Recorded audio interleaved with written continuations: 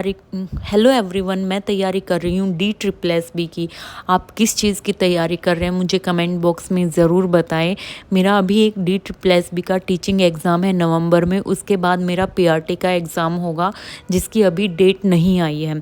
तो PRT exam के लिए तो मैं अभी सिर्फ फर्स्ट पार्ट ही सॉल्व करूँगी जब तक मेरा नवंबर वाला टीजीटी का एग्ज़ाम नहीं हो जाता, क्योंकि उसके लिए भी मुझे सेकेंड पार्ट सॉल्व करना है टीजीटी के लिए भी। तो उसके लिए आज से मैंने लाइब्रेरी जाना शुरू किया है, लाइब्रेरी ज्वाइन कर लिया है, इसलिए मैंने लिखा है डे 1। तो आज मैं 12 बजे लाइब्रेरी गई थी और मैंने देखा कि आज मैं कितना कर पाऊँगी, क्योंकि फर्स्ट डे था तो मुझे ये था कि मैं 3-4 घंटे भी अगर बैठ पाऊँ तो बड़ी बात है।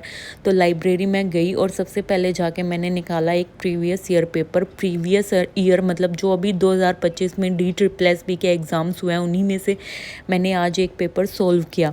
मैंने नॉन टीचिंग वाला आज एक पेपर सोल्व किया जिसमें 200 क्वेश्चंस थे, लेकिन मैं उसको पूरा सोल्व नहीं कर पाई क्योंकि 35 क्वेश्चंस उसमें थे। 35 English, 35 Hindi, reasoning, maths, GS ये सब थे और 25 का कंप्यूटर भी था उसमें। तो सबसे पहले मैंने रीजनिंग को सोल्व करना शुरू किया।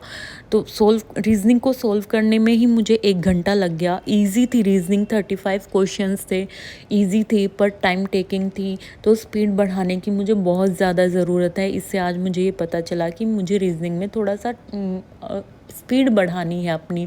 बाकी क्वेश्चंस मैं सोल्व कर सकती हूँ। उसके बाद मैंने जीएस सोल्व की। जीएस को मैंने जब सोल्व किया तो ये जो भी क्वेश्चंस थे उनसे रिलेटेड और भी चीज़ें मैंने गूगल सर्च करके थोड़ा डीपली पढ़ी, क्योंकि क्वेश्चंस कभी रिपीट अगर ना भी हुए तो उस क्वेश्चन से रिलेटेड आसपास की चीज़ें तो रिपीट हो ही जाती हैं एग्ज़ाम्स में।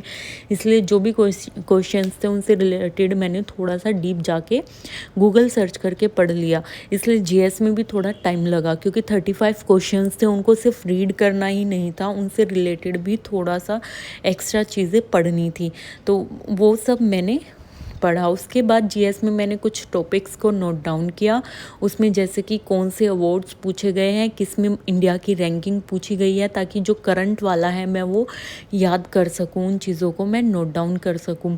ये सारी चीज़ें मैंने जीएस में नोट डाउन की। उसके बाद मैंने इंग्लिश की, और इंग्लिश में मैंने जो भी वोकैब आई हुई थी उनको मैंने लिख के देखा एक बार, और जो भी स्पेलिंग एरर थे, मिस्टेक्स, एरर फाउंडिंग उसमें आई हुई थी, वो सब मैंने स्पेलिंग्स एरर को लिख के देखा। उसके बाद कुछ वोकैब भी थी, फ्रेजल वर्ब्स भी थी, प्रोवर्ब भी, ऐसे इंग्लिश में क्वेश्चंस थे जिनको मैंने सॉल्व किया। उसके बाद हिंदी को सॉल्व किया, और हिंदी में भी मैंने कुछ नोट्स नहीं बनाए, सिर्फ जिन क्वेश्चंस में मुझे डाउट था एक बार मैंने गूगल सर्च करके उनको फिर से मैंने देख लिया। इस तरीके से आज मैंने ये पेपर को सोल्व किया है।